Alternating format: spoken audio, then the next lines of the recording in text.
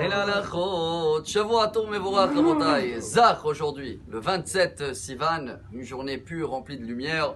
Et Baruch Hashem, avant les 3 minutes, je tiens à remercier. La semaine dernière, j'ai dû passer en France et de voir cette étude de Torah, ce kavod, cette force que les conditions ils sont beaucoup plus dures que chez nous. Alors je pense que j'ai beaucoup appris. La seule chose que j'ai pu peut-être apporter d'Israël, je vous ai dit, c'était la chaleur. Et pour cela, je tiens à m'excuser. Mais même si j'aurais eu des petites choses à dire, la porte de la chapelle, c'était pas... Mais la paracha de cette semaine, Korach, qu'on vient de lire, elle m'a bien appris. Une Gemara que tout le monde connaît. Et que c'est bien aujourd'hui, même si on a parlé un petit peu Shabbat, de le partager. La Gemara traitée Erhin, page 16, elle amène 3 avis différents. Est-ce que on a le droit de faire des reproches et comment les faire? Car dans la Torah, c'est marqué quand il y a quelque chose qui ne va pas, il faut reprocher, comme ça on dit en français. Oui. Mais comment on peut reprocher et aussi le rapprocher? Ah, le premier rabbin, Rabbi Tarfon, il dit je ne sais pas s'il y a quelqu'un dans notre génération, ça il disait il y a 2000 ans, qui est irreprochable pour pouvoir reprocher.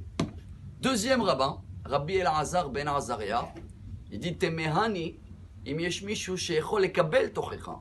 Je ne sais même pas s'il y en a quelqu'un dans notre génération, pas qui est capable de reprocher, qui est capable d'accepter un reproche. Et le troisième, le tampon. Rabbi Akiva, il dit Temehani, im yesh mishu bador hazeh sheyodea leochiach. Je ne sais même pas s'il y a quelqu'un dans notre génération, il parle il y a 2000 ans, alors a fortiori aujourd'hui, qui sait comment faire des reproches. D'où on apprend tout ça? La paracha qu'on vient de lire en Israël et que vous allez le lire en Europe. Comme Moshe Rabbeinu il fait des reproches à Korach. D'abord il vient et il le dit demain. Boker veyodar Hashem. Demain il fera moins chaud. Jamais sur le chaud. 2, il commence par un compliment.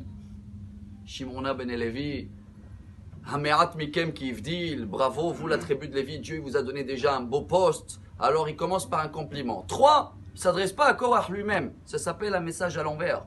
Pas toi, Korach, Shimona ben Levi, à toute la tribu. Malgré tout ça, résultat, Korach a accepté le reproche? Non, mais au cas où on veut faire quelque chose, on veut dire quelque chose. Alors toujours, les 3 points qu'on va apprendre aujourd'hui, Rabotai, c'est que 1, même si on n'est pas capable, une génération, et on ne sait pas si ça va marcher, mais au cas où c'est là, tu veux le dire, tu n'en peux plus, il faut faire un changement. La mer, tu vois pas ce qui se passe porte de la chapelle, mais 1, j'attends, jamais au chaud demain, car demain en Europe apparemment il fera moins chaud. 2, jamais directement, parle pas de la France, on va parler de l'Europe.